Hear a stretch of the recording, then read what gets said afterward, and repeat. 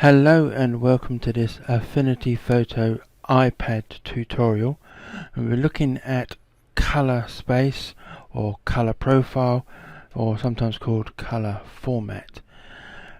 This came about because someone was having trouble with a black PNG logo that they had either downloaded or designed themselves, and they wanted to recolor it, and every time they tried to add color to the logo, it wouldn't take any color options, no matter which adjustment or effect that they were trying to add. And this is because the image, wherever they got it from or however they drew it, was in the wrong color space. Now, you can find what sort of space you're in quite easily by clicking on the color studio, and as you can see here, everything here is black and white, or grey, or any grey in between black and white. So this means that this is in the grey color space, so it will not allow you to add colors to the image, because it is forcing everything to be either black, white, or any grey in between that. Now you can change this into sort of a color space.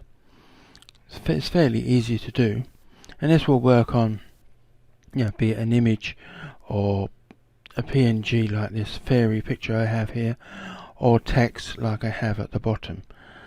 So let me come off of that, and if you come up to, let me press on this question mark, it is the document menu, which is this one up here, and the very first option is convert document. So if I click on that, now the options down the bottom, you can see that it starts in the color space of grey /8. So this is why you cannot add any color. So if I just click and hold on that name and move upwards, you'll get the various different color spaces that you can use, and I'm going to put mine onto RGB /8, and then click on apply. Now if I come to the color options, this has now given me the color wheel, and all the colors are available, so I can now change any of these black areas into a color. So if I wanted to now recolor these objects, I can do, if I come to FX and we go for the color overlay, and then just need to click on the option for color overlay to get the color. So let's just go with red, for example. I can change all those images to red, and you can also change blend modes and things like that. You could also add a gradient. Let me turn that off and then turn on the gradient option, and have a look at the gradient, which is currently going from black to white. So the left hand black node is selected, so we'll change that color to red, and then we'll insert another node in the middle, and we'll change that color to blue, and then we'll change the white color to green. So let me just close the FX panel out the way, so then you can see you got the colors going from red to blue to green using the gradient effect. So that is basically how you can use the color space that it is in, to add the colors once you converted it from the grey color space, if that is what has been imported or you have started the project in. So that is how that is done. Now let me just close that down a second, and I have this fairy on a tree I got from Creative Fabrica. It was a free thing that they was giving away.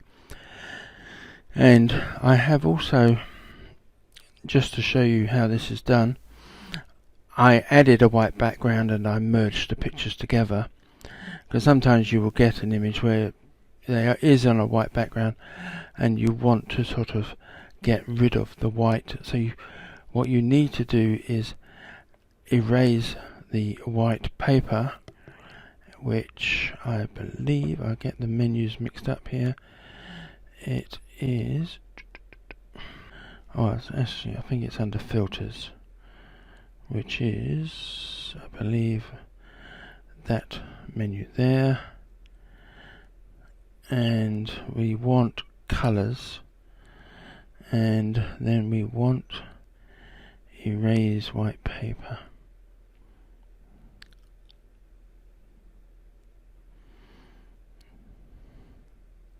Here we go, erase white paper. So that will get rid of the white background, and you have now you have a transparent background, and you can sort of add colors or textures or whatever behind the logo or image that you have. So again, if I come back to here, now the fairy image that I got from Creative Fabrica, it came in 3 formats, which was PNG, EPS and SVG. Now the PNG came in the RGB color space, and I had to sort of convert it into the grey color space for the sample that I started with. But also, if I open the EPS version, which is that one, as you can see, the profile has been assigned to the US colors. So if we look at the color wheel here, see some colors are showing up and some at the top here are not visible. So if we have a look at the convert document, as you can see, it came in as a CMYK/8 color space. This is what the EPS version of this is set at. So it's it's something you need to be aware of, that certain things that you may download may not come in the color space or color profile that you are sort of looking for or expecting. So if I close that one and see if I can open the SVG version, which I believe is this one here, I think. There we go, this is the SVG version, and we will have a look at that color space, and this has come in as RGB 8. So as you can see, the different versions of this picture have got different color spaces, and like I said, it's something you need to be aware of when you sort of download things from the internet, or you may buy on disc or whatever you.